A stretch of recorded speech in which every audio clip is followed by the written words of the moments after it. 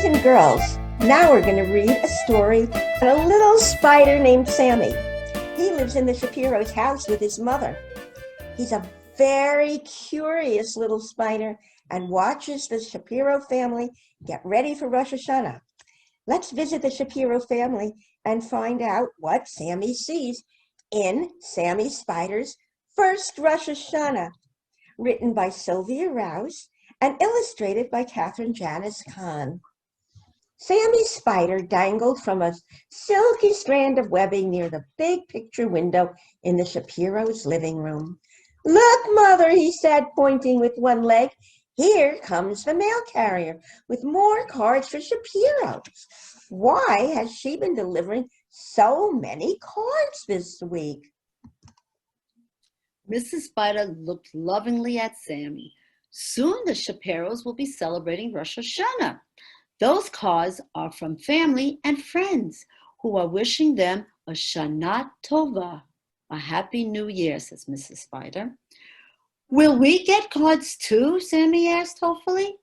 "Silly little Sammy," Mrs. Spider said. "Spiders don't celebrate Rosh Hashanah. Spiders spin webs." Which reminds me, our web is getting a little crowded. When you were born, we lived in a small web. Now our web is middle size. But you grew so much over the summer that we need to spin a large one. Sammy wasn't paying attention. He was hanging above the shelf watching Mr. Shapiro display the new cards.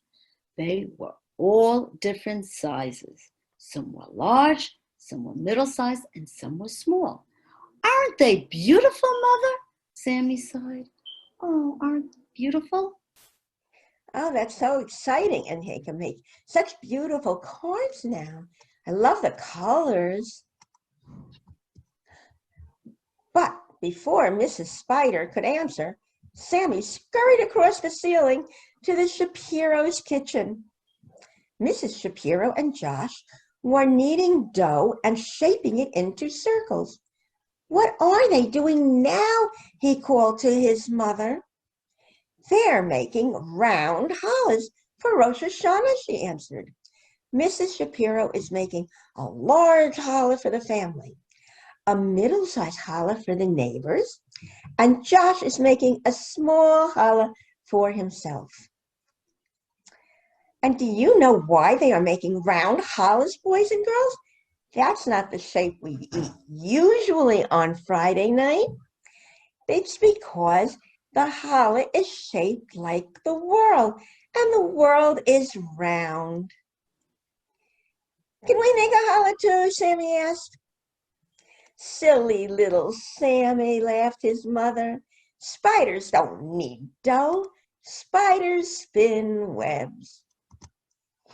The next morning, Sammy woke to a chopping sound in the kitchen. Mr. Shapiro was slicing apples, big red ones, middle-sized yellow ones, and small green ones. Wow. Which one do you like best? I think I like the sweet yellow ones, but I also like red ones too. I think I like the red ones the most. Yeah, green ones are very good for cooking. Yes. They're very good to put in pies.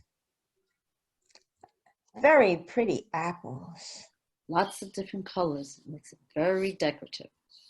Yes. Oh, now what are they doing?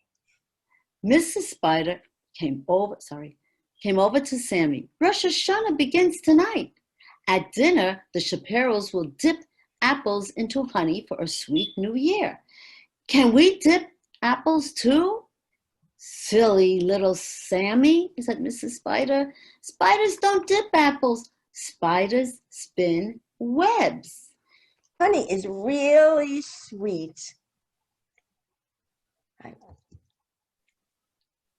The next morning, everyone got dressed up to go to synagogue. Mr. Shapiro put on his big gray coat. Mrs. Shapiro wore her middle-sized red coat, and Josh put on his small blue jacket. I can't wait for the rabbi to blow the shofar, Josh exclaimed as they left the house. Oh, Josh loves to hear the shofar. I do too. Don't you? I do too. I think you all should listen for the sounds. It's beautiful. Josh and his family are going to services, Mrs. Spider whispered to Sammy. The rabbi will blow the shofar to welcome the new year. Can we go too? Asked Sammy. Silly little Sammy, Mrs. Spider said, shaking her head. Spiders don't go to synagogue. Spiders spin webs. Come help me spin our new, larger web. Instead, Sammy swung down to the kitchen counter and crawled toward the bowl of apples. In his excitement, he stepped into a drop of spilled honey. All of a sudden, he couldn't move. Oops! His 8 legs were stuck. He struggled to free himself. Poor Sammy! Oops, that honey is very sticky. It is. Help, Mother, he cried. The honey won't let me go. Mrs. Spider lowered herself on the strand of webbing and tried to pull Sammy free. She pulled and she pulled until she had to catch her breath and pull some more. Oh, that's hard work. It's very sticky stuff. Yes. Sammy began to cry. As he bent his face to wipe away the tears, a drop of honey got in his mouth. Mmm, it tasted sweet. Sammy took a little swallow, then a middle-sized swallow. And soon he was taking great big swallows of honey. Before he knew it, he wasn't stuck anymore. Mrs. Spider scooped Sammy up and held him close. He still felt a little sticky. See, Mother? Spiders can have a sweet new year. All you have to do is dip me in honey. Mrs. Spider hugged Sammy closer. The Shapiros can celebrate a sweet new year by picking you up, she laughed. But I'm just happy to have a sweet you near. So Sammy was sweet, and Mrs. Spider is licking him up. Ah, so Yes. everybody should have a sweet year. Yes. Just don't lick on the spider. That was a nice story. And Sammy Spider learned a little bit about Rosh Hashanah. And he's heard Josh blast his shofar. And he saw all those pretty cards. That's a good start. And now we're going to do a little shofar blowing and learning right now. We're going to pretend to blow a shofar because the shofar is so important for Rosh Hashanah. Because long, long ago, there were no telephones. People couldn't call each other up and say, hello, and give their friends news. And people lived scattered all over the mountainside, not always so close to each other. What could they do when something so important as Rosh Hashanah was about to come? How could everyone be told to get ready? I can see that you have already guessed the answer. They used the shofar, the first telephone.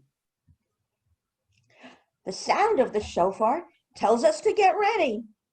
We have to start thinking about all the things we did in the past year. Was I always kind? Did I always think about someone else's feelings? Did I help other people as much as I could have? So much to think about. That is why we start to blow the shofar a whole month before Rosh Hashanah. And then the shofar is blown 100 times the morning services of Rosh Hashanah. Let's pretend we have a shofar. Maybe you have something near you that you can pretend is a shofar, like us. If you don't, use your hand cupped near your mouth. The first sound of the shofar is called tekiah. Can you say tekiah? Tekiah. Tekiah. It is one short sound. Now say tekiah again. Tekiah. All right. The next sound is shabarim. These are 3 short sounds. Yeah. Okay, I'll say shabarim and you try saying it again. Shabarim. That was 3 short sounds. The next sound is teruah. These are fast sounds. They are actually 7 short sounds. I think that might mean to hurry up and get ready. Oh, let's see if I can do that. Very good. Now, for the really long sound, you'll have to take a really big breath. Tekiah gadola.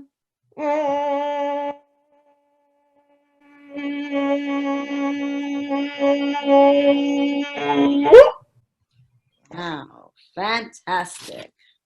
And everybody tried that? Wow. I think it was fun. I hope everybody had fun trying. We're coming now to the shofar blasts of Malchiyot, Zichronot, and Shofarot in our Musaf service. Malchiyot refers to God's majesty and presence right here on earth. On this, the anniversary of creation, we remember and notice God's creation. The shofar blast wakes us up to the majesty in the world and to the majesty of the potential in each of us, God's children. Zichronot refers to remembrance. The second set of blasts call upon us to remember on this day of remembrance. We look over the past year, we remember what's really important. We wake up to that. And finally, Shofarot. These are the blasts of redemption. You'll see images of redemption and a vision of the final shofar blast. More than anything, in that last Tekiah Gedolah, I hope you will have your own vision of redemption. We begin now with Malchuyot, page 262, Majesty.